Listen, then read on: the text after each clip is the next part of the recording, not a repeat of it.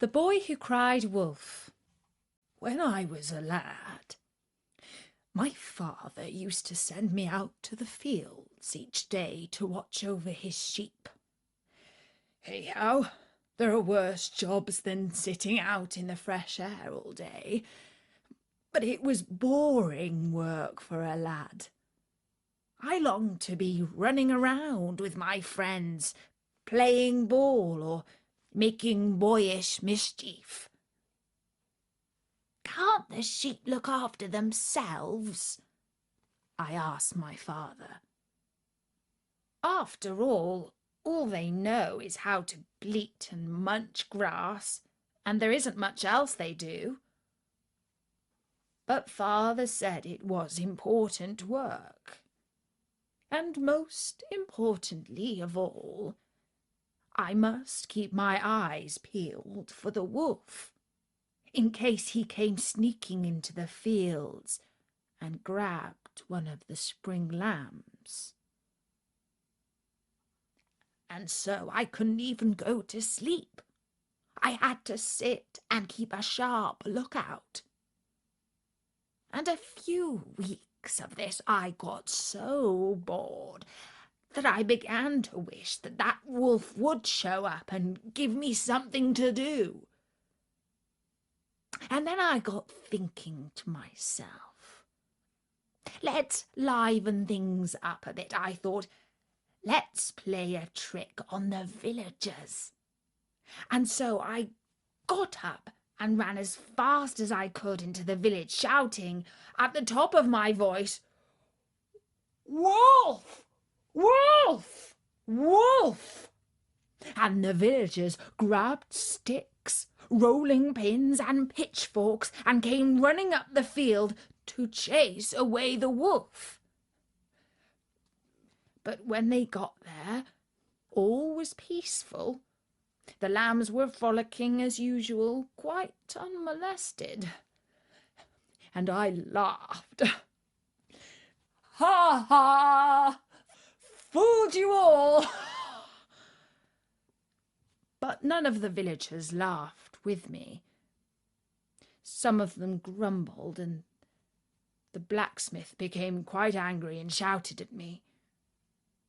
But he was just a bad sport who couldn't see the funny side of my joke. And so a week later, I did the same thing again. Only this time I put on an even better act. I dubbed red paint on my arm and pretended that the wolf had bitten me. This fooled even the blacksmith, who was on his guard after the last trick I played. And when they all arrived, breathless in the field again, I called out, "Ha ha! I fooled you!" And this time quite a few of the villagers were angry with me. And I got quite an ear-wigging from the blacksmith, the teacher, and the ironmonger. When I got home, my father was furious and told me that I had a stupid sense of humour. But I thought it was funny, and so did my friends.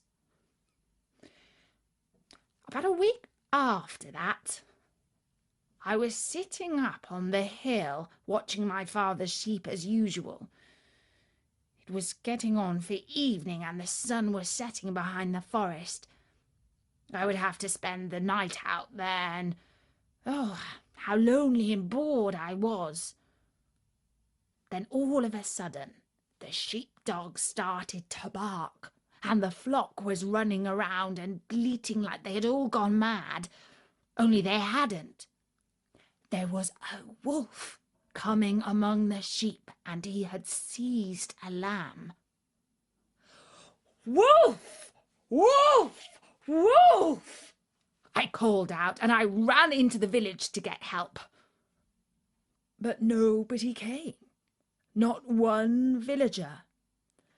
They carried on doing whatever they were doing, eating supper, drinking ale, finishing off their work for the day.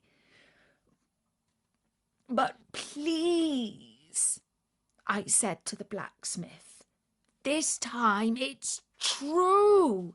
There really is a wolf. And he just shrugged his shoulders. You see, nobody believes a liar, even when he is speaking the truth.